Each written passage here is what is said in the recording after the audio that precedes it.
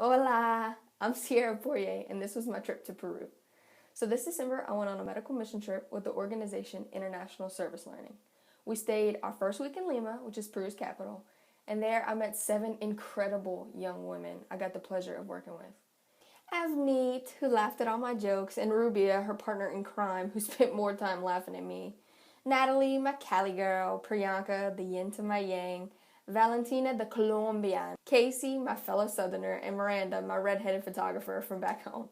On our clinic days in Lima, we traveled about 30 minutes to reach the community of San Juan de Lurigancho, where we scaled this mountain to inform the people of the free medical care we were going to offer them the next few days. The locals got a kick out of watching me constantly tumble down this, while pregnant women and children zoomed past me like they were on wheels. In our field clinics, we perform full checkups on our patients and diagnosed and help treat things we've all heard of, like osteoporosis, arthritis, hypoglycemia, and gout. But some of the other cases we saw that I wasn't so accustomed to were chronic bronchitis, internal parasites, flea bites, and even cysticercosis. Chronic bronchitis was so abundant because many Peruvians and all of the Quechuas cooked daily over an open flame, constantly causing damage to their lungs. The internal parasite patients, which were most likely pinworms, were so advanced in the sense that they had often spread into the bladder and up into the kidneys. Cysticercosis is a parasitic infection of the larval cysts from a tapeworm that infests the brain and muscles and are well known to cause seizures and chronic headaches.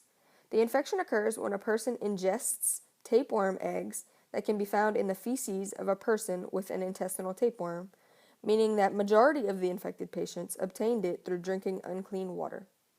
Once we, with confirmation from the doctor we were working with, diagnosed a patient with intestinal worms, they were then prescribed albendazole.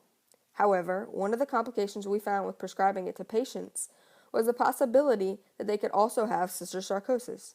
In the event a patient infected with both takes albendazole, it would most likely cause a side effect of seizures because the parasites are being killed in not only the abdomen, but the brain as well.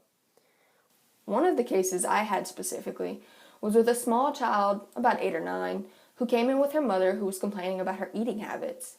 The more questions I began to ask, the more I was certain she was positive for parasites, especially when she informed me that she drinks out of the sink at night because they are usually out of boiled water at that time. As a relatively older child who knows the risks that come with drinking unclean water, I asked more questions about why she couldn't wait until morning. She then replied that her thirst often wakes her up at night and is too excessive to wait. This struck me as odd, but I continued with my questions and began to ask more direct ones to make sure the parasites had not spread into her bladder. Unfortunately, my fears were confirmed with a dipstick test that informed us that they had in fact spread. When I continued my assessment and tried to palpate her kidneys to make sure they hadn't reached there as well, they were so sensitive to the touch that I knew immediately they were without even finishing my examination. On the dipstick I asked her to take, her specific gravity came back at the highest level possible on the chart. Not knowing how to interpret this, I presented these results to the doctor and he immediately prescribed her albendazole, after confirming she had no symptoms of cysticercosis, and then he referred her to a pediatrician because her specific gravity results mimicked those of a child with diabetes, which would also explain her incessant thirst. So from Lima, we then flew to Cusco, where we spent a few days setting appointments and informing the locals before setting up another field clinic. At 11,000 feet above sea level, Cusco, along with its natives, both Peruvian and Quechua, hold a very special place in my heart. The Quechua people live a simple yet demanding lifestyle that directly reflects the lifestyles that occurred during the reign of the Incan Empire. The Quechua people are honorable, following their code to the nail. Don't lie, don't steal, and don't be lazy. With that being said, most of what they owned was not only carried on their back because they were constantly on the move, but also handmade from the things their Pachamama, or Mother Earth, provided them with. We also visited the Cementerio Almudena del Cusco, where we paid our respects to the dead and admired the beauty of that site. At this graveyard, loved ones would honor their deceased by decorating the memoir boxes in the front of their caskets to help show the world the kind of life they lived. They were filled with little trinkets, pictures, favorite foods, and surprisingly, lots of beer. It was so rewarding to take a peek at the life of someone with minimal similarities to my own. Cusco is simply a world of its own, located at the heart of the Andes. It is full of ancient buildings and Catholic churches alike, built with an architecture like I have never seen before. We also visited Aguanacancha, a llama and alpaca farm full of the prized animals that both feed and clothe the people of Peru. Greedy as they may be for an alfalfa snack, they were some of the best selfie takers I have yet to encounter.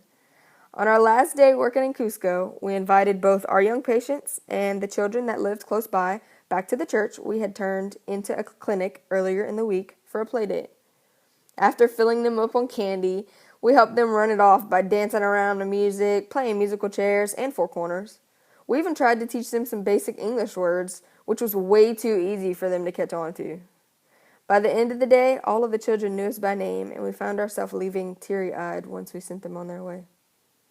It amazed me how much the children clung to all of us and used their physical affections to bridge the language barrier gap between us. I made sure before I left that every child had a bracelet from me that held the quote that brought me to Peru in the first place. We make a living by what we get, but we make a life by what we give. We then continued on to visit the sacred valley of the Incas in Chincheros, where we got to learn a little bit about the Spanish invasion and how the Peruvians dye their furs, mainly alpaca and llama, to get those rich colors before turning them into works of art. We later visited Salineras de Maras, where a stream of water continuously erodes the interior of a mountain, stripping the natural salt along with it. During the dry season, when the stream flows over the man-made trench-like containers, the water evaporates and the salt can then be harvested for uses of all sorts. Hidden in plain sight around the city is the symbol of the Incan Trinity, the condor, the puma, and the snake. The condor, representing the sky, was believed to be the only animal that could carry up messages to God. The puma, representing the earth, was an animal filled with strength and patience. And finally, the snake, believed to be able to visit the underworld and then become reborn once its skin was shed. We ended our journey with a trip to Machu Picchu, which I found hard to film because of the lack of justice any image can produce in comparison to the first-hand experience. It was simply captivating, and though it took my breath away both physically and emotionally, I am blessed with these memories that will last me a lifetime.